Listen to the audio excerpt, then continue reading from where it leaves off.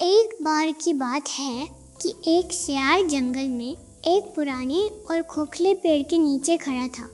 अचानक तेज हवा चली और देखते ही देखते वह पुराना पेड़ जड़ से उखड़कर गिर पड़ा। सियार उसकी चपेट में आ गया और बुरी तरह घायल हो गया। उसके पैरों और शरीर में बहुत दर्द हो रहा था। किसी तरह वह कराहता हुआ घिसटता घिसटता अपनी मान तक पहुंचा और कई दिनों तक वहीं पड़ा रहा। धीरे धीरे उसके घाव भरने लगे, लेकिन शरीर बहुत कमज़ोर हो चुका था।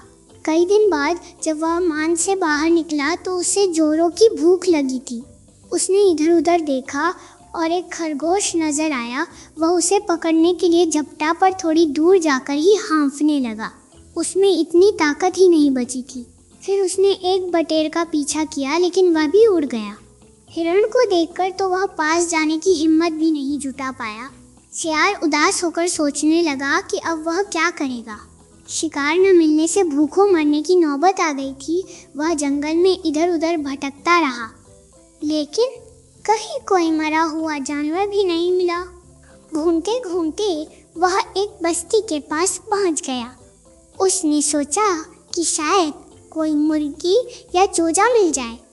इसी उम्मीद में वह गलियों में घूमने लगा।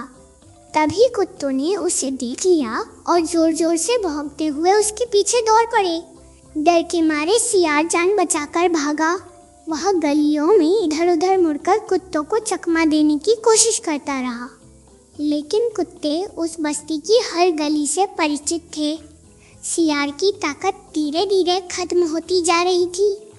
भागते भागते वह रंगरेजों की बस्ती में आ पहुंचा। वहां उसे एक घर के सामने रखा एक बड़ा सा ड्रम दिखा। जान बचाने के लिए वह फौरन उसी ड्रम में कूद पड़ा। उस ड्रम में रंगरेज ने कपड़े रंगने के लिए हरा रंग घोल रखा था। कुत्ते भौंकते हुए थोड़ी देर बाद वहां से चले गए। सियार सांस रोककर रंग में डूबा रहा और कभी कभी सिर्फ अपनी थूथनी बाहर निकालकर सांस लेता। जब उसे पूरा भरोसा हो गया कि अब कोई खतरा नहीं है, तब वह बाहर निकला। जंगल लौटकर उसने देखा कि उसका पूरा शरीर हरे रंग में रंग चुका था।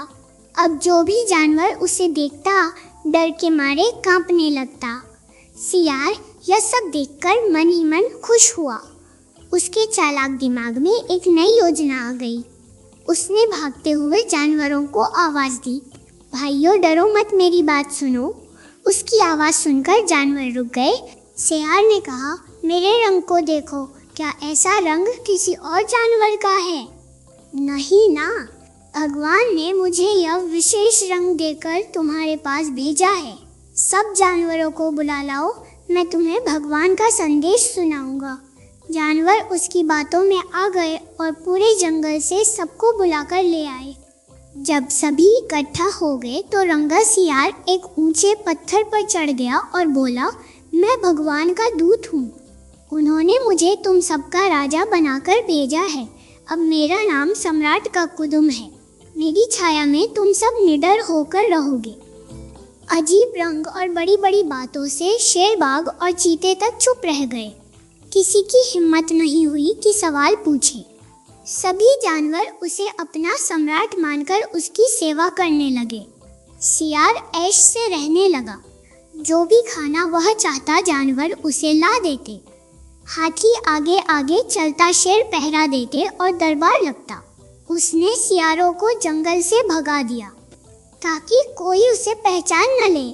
एक रात चांदनी फैली हुई थी। सम्राट ककुदुम अपने आरामगाह से बाहर आया।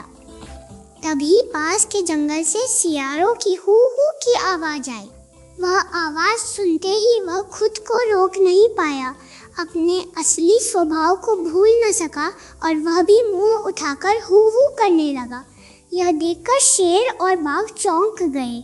उन्होंने पहचान लिया कि यह तो सियार है। उन्हें बहुत गुस्सा आया कि उसने सबको धोखा दिया। वे उस पर टूट पड़े और उसका अंत हो गया।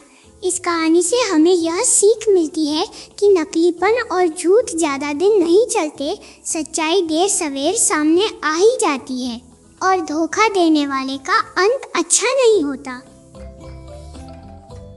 ऐसी ही मज़ेदार और शिक्षाप्रद कहानियों के लिए हमारे चैनल किस्से बचपन के को लाइक, शेयर और सब्सक्राइब करना न भूलें।